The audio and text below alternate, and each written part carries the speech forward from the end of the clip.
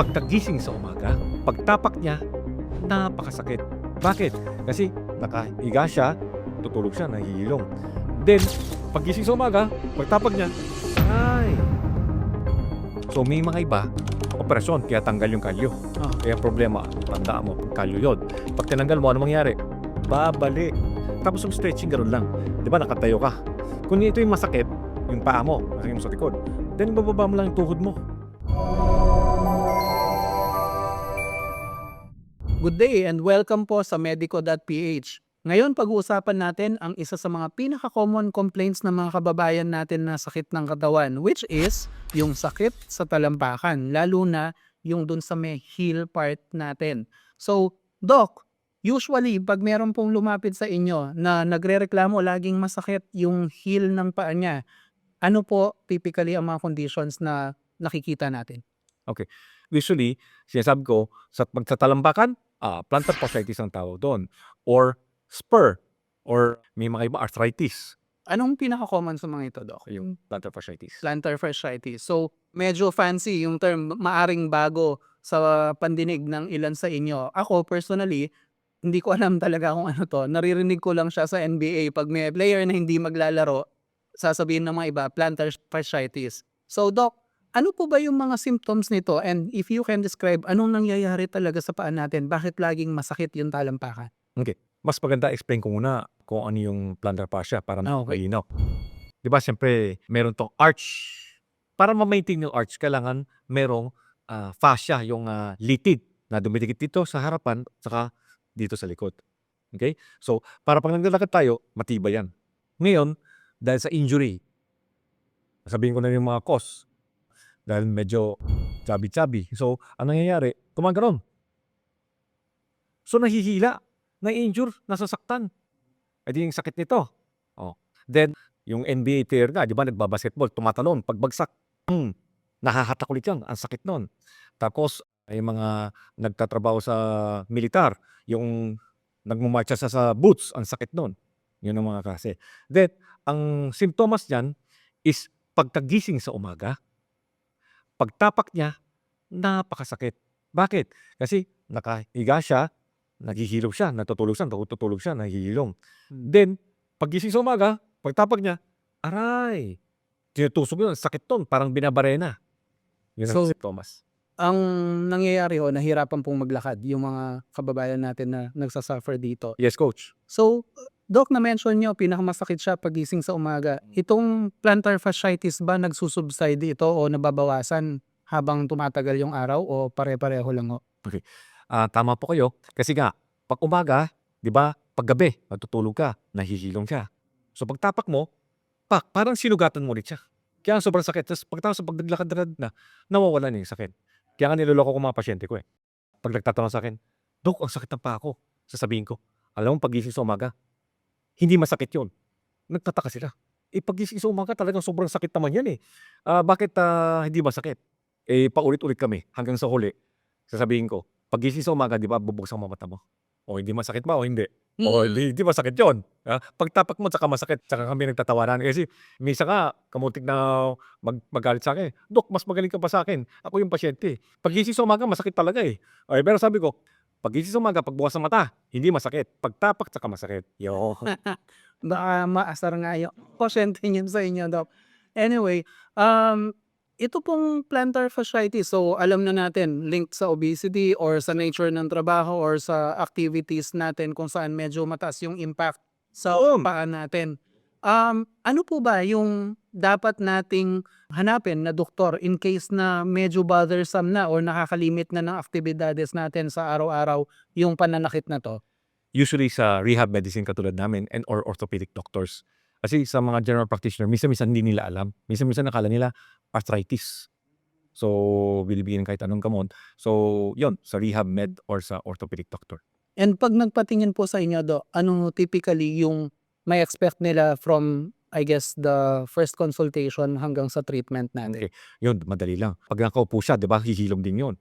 Pag tayo niya, nilakad siya, sasakit na naman yun. Nakikita ko umika anak ko.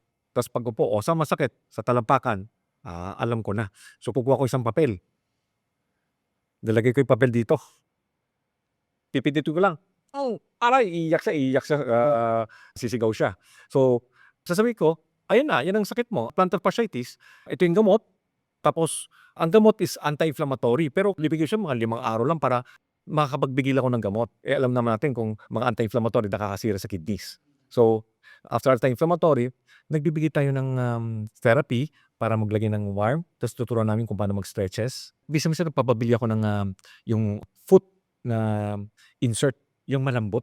May mga iba nga parang gel, eh, para pagtapak hindi masakit. Parang suporta ho Yung sa suporta, ilalim. yes. So Doc, alam naman natin maraming mga types ng sakit sa katawan na medyo chronic. Yung mga iba naman maaaring mawala completely. Saan po ang plantar fasciitis? Nawawala ho ba completely o paulit-ulit? Palala ng palala. Okay. Kasi ang plantar fasciitis, masakit siya, 'di ba? Yung plantar fasciitis tandaan mo nakadikit siya sa buto. 'Pag medyo lumalaki yung pasyente, hinihila niya pati buto. Kaya nga nagkakaroon ng matulis na spur ang tinatawag, eh. Matulis na tusok 'yun, lalong masakit 'ton. Parang tumutusok ka sa iyong kutis, ang sakit nun. Sakitan. Oo. Then after that 'pag tumagal na tumagal bibilog naman 'yan. Okay. So, pagka gano'n mas hindi na masakit. Pero nandiya pa rin yung kalyo, tinatawag. Kalyo ng buto. Okay. Eh, ngayon sabi kalyo. So, may mga iba, operasyon kaya tanggal yung kalyo. Oo. Kaya problema, tandaan mo kalyo 'yon. 'Pag tinanggal mo, anong mangyayari? Babalik, Babalik lang ho. babalik lang. Okay. So, hindi natin puwedeng asahan na completely mawawala siya after Yes. treatment. Mangyayari lang ima-manage natin 'pag nandiyan yung sintomas. Medyo nakakalungkot pero mukhang part ng reality. So Doc, before tayo pumunta sa prevention, na-curious lang ako, meron bang klase ng footwear na nakakatulong dito?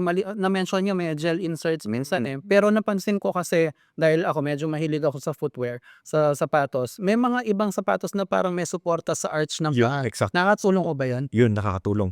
Ang tawag diyan medial arch support na sinasabi ni coach, 'no. Yun, may gel na may support pa siya para hindi bumibigay yung, arch natin para yung fascia hindi hila ng hila. I see. Okay. So, prevention, as you said in many episodes, is better than cure. Kasi ayaw nga nating magkaganito dahil 'pag nandiyan na 'yan, paulit-ulit na lang siya at palala ng palala. Paano po natin mape-prevent ang plantar fasciitis? Oh, number 1, pumayat tayo. So, sa'kin nga pagka mga pasyente sinasabi ko, mabuti sa'yo yung plantar fasciitis na yan. Tatanong, bakit? Eh, kasi 'pag pumapayat ka, nababawasan ang hila ng plantar fascia. So, gagaling ka, pati puso mo gaganda. 'Pag tumataba ka, sasakit na naman. So, 'pag bumabalik ka sa'kin, problema mo yon, masakit. Kaya nga pinapabili ko siya ng weighing scale, digital. Tuwing umaga pinapa-weigh ko. So, 'pag pumapayat siya, gumaganda yung plantar fascia niya. Pangalawa, runner ka, yon. Sa'kin kung gano'n, pinapapalit ko muna yung exercise sa swimming pool or yung imbis na treadmill, mayroong mga exercises na nagra-rock or bicycle ergo for your training. Ipapalit natin yung, sets natin para hindi malakas ang impact sa ating heel. Okay, so minimal yung impact and I guess kung part ng trabaho mo na marami kang binubuhat, tumatakbo, nagmamartsa, kailangan gumawa siguro ng adjustment within, what is reasonable. Doc, may na-mention kayo kanina 'no, na stretching dito sa plantar fasciitis. Ano po ba ito? Puwede niyo po bang i-explain sa'min? Yes, sir. So, usually, naglalagay kami ng warm compress lang. Tapos yung stretching gano'n lang. 'Di ba nakatayo ka, 'di ba? Kung ito yung masakit, lagay mo 'to sa likod, yung paa mo, lagay mo sa likod. Then ibababa mo lang yung tuhod mo para mahatak ito. 'Pag nahatak 'to, makaramdam mo masakit pero stretch lang 'yan, 3, 4, parang nag-i-squat ka. Nakaganito, 'yan. Then, hold for 30 seconds. That's it. Then after a while, mababawasan ang sakit.